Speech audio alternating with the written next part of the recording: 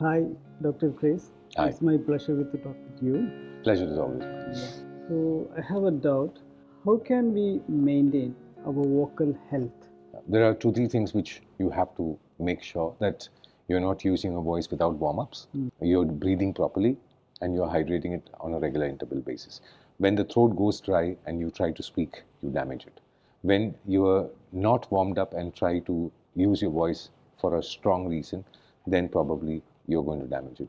Any physical damage or vocal nodules or kind of, say, infection, all these things can affect your voice. So, vocal health is actually your general health because it includes breathing, it includes hydration, it includes taking care of your voice that you don't use too much beyond a particular level.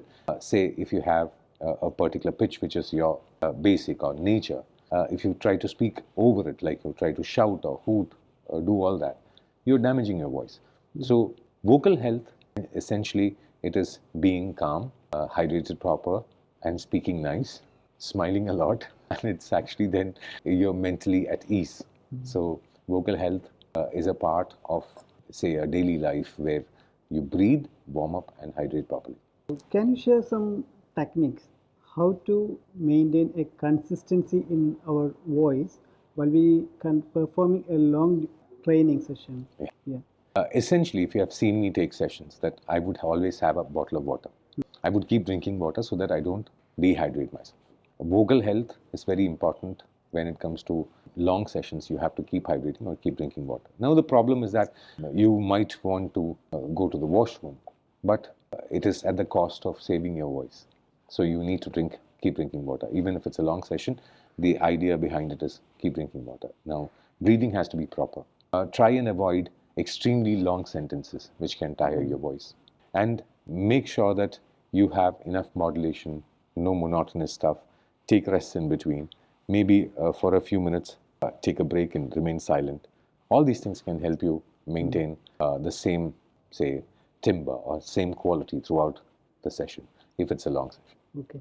So can you share some tips? How can we engage our audience with our voice? Different ways.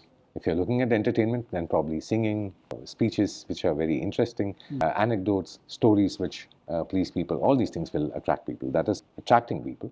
Now, engaging a person, probably questions, like during your session, you can stop and ask questions. Maybe you can take feedback or maybe make it light by having a joke or an anecdote or a poem or anything which goes in between. These are called intermittent inserts, like in between you are putting inserts. You can go off topic from the main topic and come back later so that there is a break in the thought process. So all these things can keep a person engaged. And more than that, it is the passion you have inside. I read a particular story where a person was walking with coffee in his hand, in a cup full of coffee. Somebody came and hit him, and the coffee spilled. So he said, the coffee spilled because he hit me.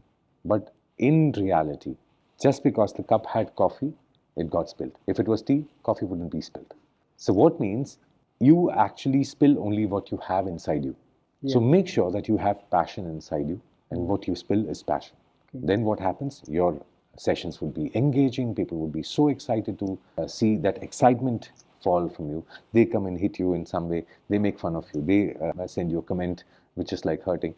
But if you're passionate, you will come up with more, which means you win. Yeah. So, engaging an audience with what you have, the most important thing to have is passion for what you're doing. If you're passionate, then it'll be all passion. Okay. So what are the strategies you recommend as a new hair to success in this voice action or voice training? Okay. Now, to have success, consistently keep doing the basic exercises. Make sure that you are doing all the 7 techniques which we have for improving our voice. Now, try and get work which is, say, very close to your heart. And make sure that you put in all your passion when you're doing that. Then what happens? That becomes your signature. Your voice becomes your signature and you get more and more work from that. So it is the same idea what we had started with. It is that if you have a passion, then naturally you will start getting more. So if you're not passionate about it, don't do it. That's the key. the main strategy is that if you're not passionate, then don't do it. Anything for that matter, not just voice, be it anything. If you're not passionate about it, if you're doing it, then probably you will get bored in no time. Why should we do it? Okay. So thank you so much, You're Dr. welcome. Kriss.